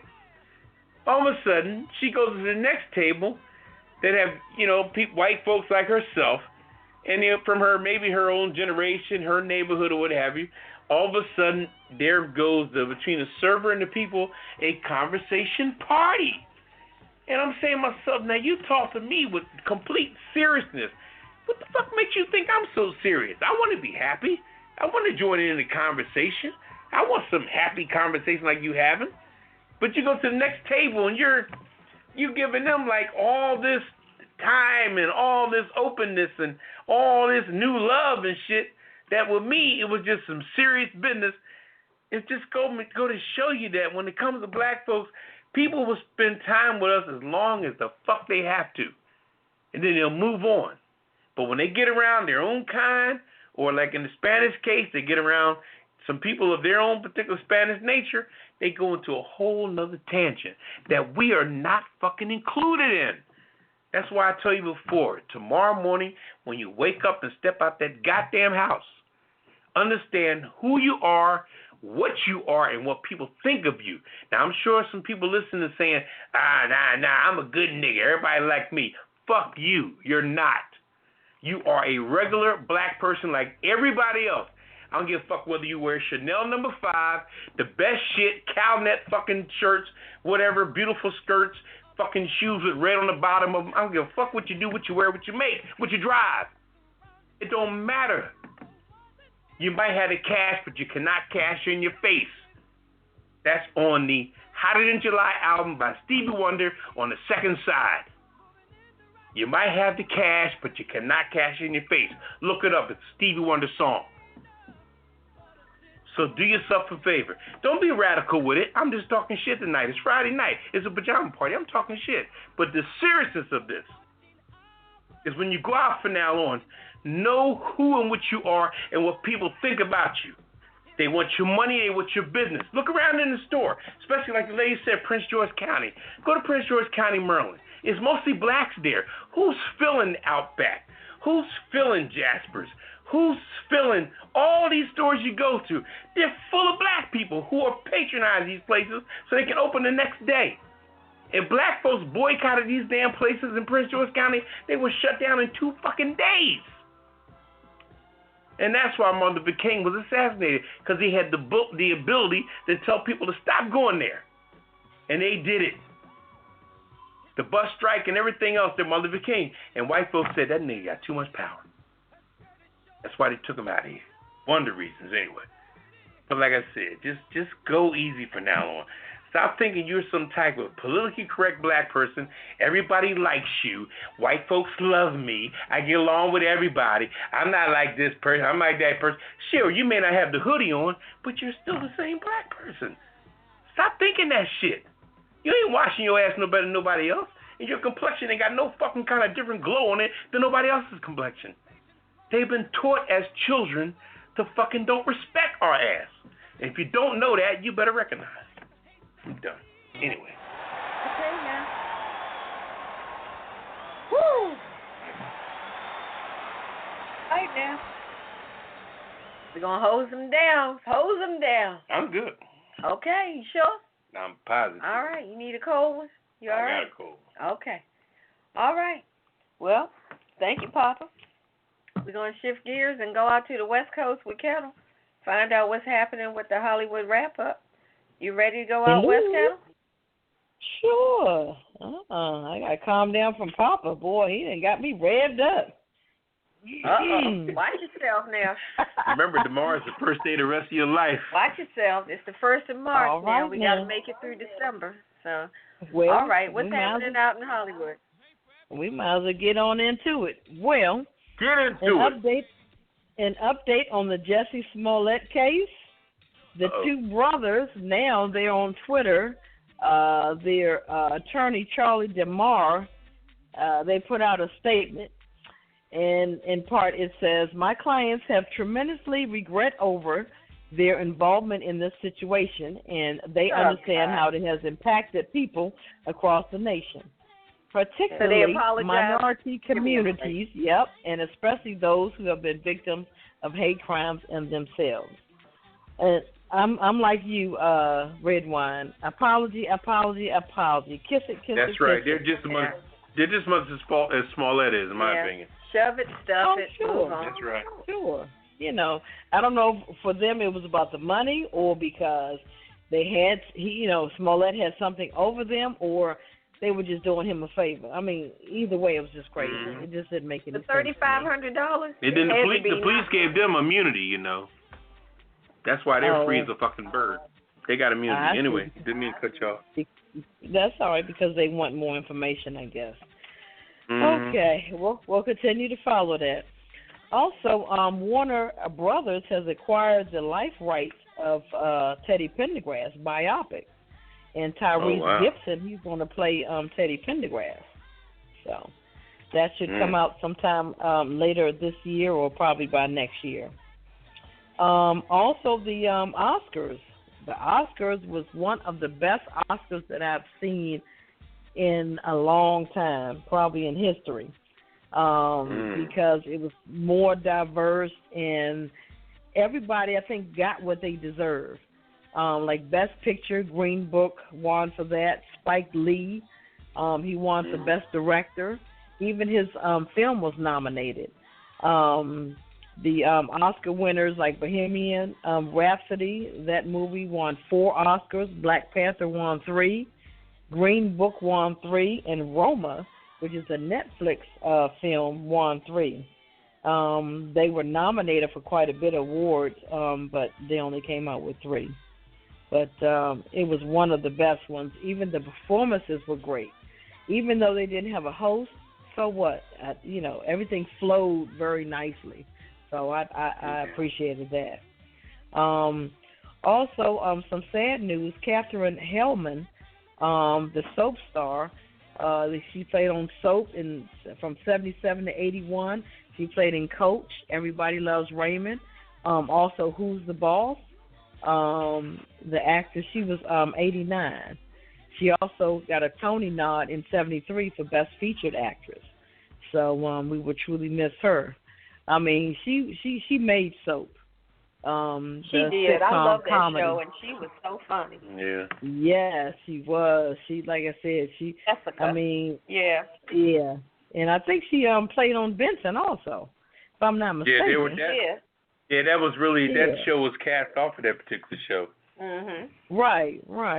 So or vice versa. Yeah. Or vice versa. Was, yeah. That came from that family. Right. And one last note. Dr. Seuss is coming out with a new book.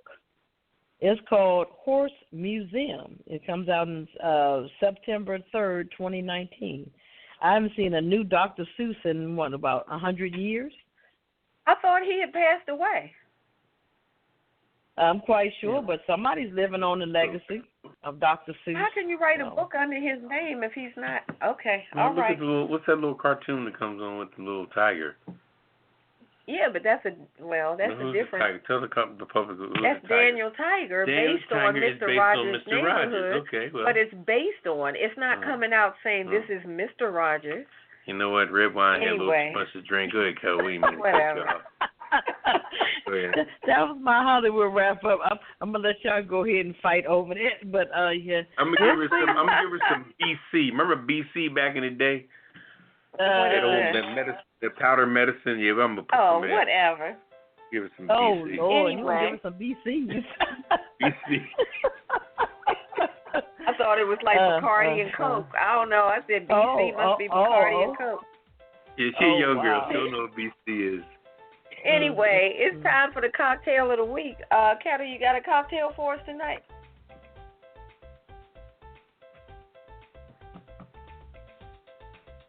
Ketel, you got the cocktail of the week for us tonight? I had it, but it seemed like it disappeared on me, so I think you have to take it, Redwine. I'll tell you what, I got one. All right, dig this here. Uh-oh. All right. Okay, come on, Papa. I used to do back in the day, right? Now, the best one to use is Arbor Mist. You know Arbor Mist, right? They have a Marlot. Oh, my God. We don't go back that far? Yeah, they have a Marlot. Arbor Mist Marlot. All right? Now, you get that, and you mix that with Smirnoff Ice, the original frosted Smirnoff Ice. Smirnoff Ice, Arbor Mist Marlot, ginger ale. Damn. Okay? And we'll call that Purple Fizz. Because Marlette is ice. Oh, it's good. It's good. Like I said, it's Marlot from Arbor Mist, which I think they call it something. They have it's called a different. It has like different name on there, but on the Marlot. But anyway, mix that with the original frosty Smirnoff Ice and some ginger ale. If you're gonna make a punch, that's all you need: ginger ale, Arbor Mist, Marlot, and the frosty original Smirnoff Ice. Okay. Stir that shit up, put it in a punch bowl. And you call that a what now? I call it Purple Fuzz. Purple Fuzz or Fizz? If you want to get people to conversate and relax, because like you said, no matter what we do in the world today, there's always racial lines. That's our topic tonight because it's always the case, man. You're on the train, bus, wherever you are, wherever you're riding. People always look at black folks like they got to size our asses up. Isn't that crazy? People look at you, act like they got to size you up. You sit up here worth more than they got. You got more money in your pocket than they do. You got more shit going on in your life than they do. But they sizing you up. Anyway, we're going to go to the kissing list. Yeah, what is the kissing list, Papa? The kissing list is people that showed their ass over the last week or so. We're going to put them on blast here. First of all, we got all the sexual abuse cardinals in the Catholic cathedral that recently were busted. A couple of them were ousted from the church. All right. Clarence Thomas. Is that our Clarence Thomas from the... oh, yeah, your boy. Okay. He's secretly lobbying, Republican senators to vote to confirm a Trump nominee. Yeah, what kind of mess is that? Yeah, well, he's... Supreme Court judge. Yeah, well, what are you doing? Well, he's a turncoat. Anyway. And him and his crazy-ass wife. That crazy woman. I think she done gained about 300 pounds since he's been elected. She's big as a day. She's a whale on the beach now. Anyway, Trump for believing that Kim Jong-un didn't know anything about the American that died when he got back to America. Now, first of all, when a person is in captivity from another country, the president of that country knows damn well about that and everything that goes on with that person because that's one of the different under the Uniform Code of Military Justice. The code of justice when you have an American prisoner. That's right. So therefore, the president of that country is totally in touch. So for Trump to say, I believe that Kim Jong-un didn't know anything about the American that was dying over there, give me a break, Trump. What the fuck is wrong with you? Lying. Anyway, you could tell he wasn't no military guy. He ain't no but the manager from one of the fucking Atlantic City casinos. Anyway, memo. Here, you can show her. Oh, okay. That Momo character that's online that's been freaking out the kids It's some kind of crazy thing online where people send you something and they tell you if you don't do the Momo challenge, Momo's gonna come for you and do stuff to you and your family and all that mess. So I'm putting all that Momo mess on the kiss it list. Also, I've got Dog Park Debbie. This is a new, existing while black. Dog Park Debbie called the cops on a black man saying that his dog was trying to hump her dog. So she claimed his dog was trying to assault her dog and call the cops. See what I'm saying? I'm like, really? So now that's the black man's fault? Everything. We got a New York man that faked his own kidnapping to avoid paying a Super Bowl bet he made for $50,000 that he lost. So instead of him just saying, I ain't got it, he tried to fake his own kidnapping. So I'm putting him on the kiss it list. And I think you said you Hank Aaron on the kiss it list? Yeah, Hank Aaron, he was an advocate toward Barry Bonds, again, not going into the Hall of Fame. I think Hank Aaron probably hit about 75 more home runs than Hank Aaron. Barry Bonds hit about 75 more home runs than Hank Aaron did, and Hank Aaron's hating on Barry Bonds. And this black man, sure, you broke Babe Ruth's record, but your record was broke, and now you don't want to give it up. It sounds like you're just hating. And it puts a rift, too, between, just to say this here real quick, it's put a big rift between Hank Aaron and Willie Mays, who both played at the same time, because Willie Mays is Barry Bonds' godfather. Therefore, now the fact that Hank Aaron is fucking with Willie Mays' godson, Willie Mays now ain't fucking with Hank Aaron. So these are two legendary baseball players. They ain't talking to each other because Hank Aaron, with his little Uncle Tom ass, is dissing Barry Bonds. Okay. Anyway, that's also, I've got Marianne Lasanti. That's the woman who's from Harford County in Maryland, who referred to Prince George's County in Maryland as a nigger district. Yeah. Got a lot of black Then folks apologized for it. So we're putting her on the kiss it list. But why'd you wake up that morning saying that shit? Yeah. Why'd you wake up in the morning saying that from the first? Exactly. Why do you even go there? When you woke up that morning saying that shit, you knew your dumb ass was wrong. Anyway. Absolutely. Anybody else for the list? Ketel and Redwine. Don't even try it. Oh, we forgot Trump. Let's put Trump on the list for thinking he was going to get Kim Jong-un to do anything he wanted him to do. And Dennis Rodman for still trying to stay in the mix. Please. Anybody else? He's a fool. Anytime he let Karma Electric get away, he's a damn fool. Well, anybody else? Okay. Anyway. Well, we have something for everybody on the Kiss It list. Here's your prize. Enjoy. Kiss my entire ass. Kiss my Irish ass. You better kiss my Irish ass. This world kiss my ass. Kiss my ass. You can just kiss my ass. Baby, you can just kiss my ass. Oh. You can kiss my country ass. I said if you got a problem with any of that, you can kiss my natural born redneck to the bone, ever loving country ass. That's right.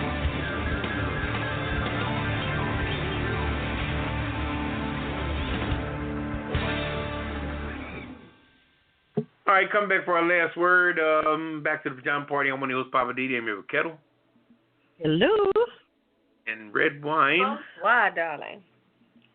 And we're about to wrap it up. What's your last word for the night, Papa? My last word, I just want to give a wonderful happy birthday greeting to my niece, Andrea. Happy birthday, Andrea. Hope you have many, many more. God bless you. Love you. And have a good time this weekend. Okay. And I just want to give a birthday shout out to LaDonna and to Z down in Florida. Shout out to you all. Happy birthday. And to, what's your, the other person? Andrea? Andrea, yes. Shout out to Andrea. Happy birthday to you. And thanks for hanging with us. And let's stop with all these fake apologies. If you don't do it in the first place, you don't have to apologize later. Stop hijacking black shit. Anyway. Okay. Over to you, Ketel. What's your last word? I'm going to keep it short and sweet. Let's drive with some sense. Let's Oh, be safe out Lord. there and be considerate to others. Mm-hmm. That's in life and in driving. So that's it. That's my Yeah, last that was word. a good point, Ketel. Okay. You know what All I think right, we thank should do, Ketel, in the last seconds we got? You know all the yield What's signs that? that nobody pays attention to no more? We need to melt those down so we can get some money off them damn things because nobody uses them damn signs no more. that poor yield sign is not even obeyed the least bit. Yeah, You know? you got Yeah. you got a point there. Yeah, You can shrink them down. Well, the sad part about it, and I guess I'm going to keep it real short, people that come on a highway and you're already on it, they look and see what type of car you got. If you're driving a little bullshit old-ass Kia and they got a damn Camaro or something, you know they can challenge your ass, they take you. They take you. They look and see what you're driving, and they take you. That's how they do it. Mm-mm. Right? That's how they do it, right? They take you. Well, let's be a little more gentle on the roads, people. Please. The life you save may be your own. Yeah, that was a good point, Ketel, because the roads are a mess today. Well, thank you. All yeah, right. it is. Well, we're gonna sign out and thank you guys for hanging with us. Be sure to check us out on apajamaparty.com. Don't forget the A. Be back with you next week. Are we live next week? Yeah, we should be live next week. Okay, we'll be live next week, so make sure you tell somebody, bring somebody with you, tell them to tune in. And thanks to DC Homegrown, our parent company. We appreciate them, and then we appreciate you. And that's all it. That's it. Biddy. That's all I got. We're done. Say good night, Papa. Good night, everybody. Ketel, say good night. Good night. This is Redwine saying bonsoir until next Friday. We're done. Thank you for your time. We appreciate you, and we'll see you next Friday night. Peace. Initiating shutdown sequence.